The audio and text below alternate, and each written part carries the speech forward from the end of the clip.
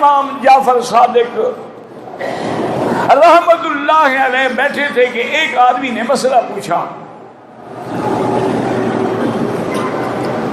اس نے مسئلہ پوچھا کہ حضرت کیا تلوار کا جو دستانہ ہوتا ہے جہاں سے تلوار کو پکڑتے ہیں وہ سونے چاندی کا بنایا جا سکتا ہے؟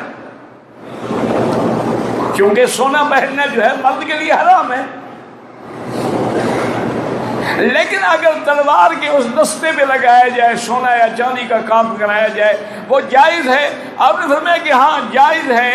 اور دلیل میں یہ فرمایا کہ میں نے ایک تلوار حضرت صدیق کی دیکھی تھی جو محلہ تھی ذہب کے ساتھ، اس کے ہاتھ پکڑنے والی جگہ جو ہے اس میں سونے کا کام ہوا تھا. اس بندے نے کہا کہ حضرت جعفر سے کہ آپ ان کو صدیق کہہ رہے ہیں. فبصب جعفر، حضرت جعفر غصے میں اٹھے اور فرمایا نعم هو صدیق صدیق صدیق ومن لم يصدقه لا صدق الله في الدنيا والآخرة. وہ صدیق ہے اور جو اس کو صدیق نہ مانے اس کو اللہ قیامت دنیا آخرت میں سچا نہ کرے.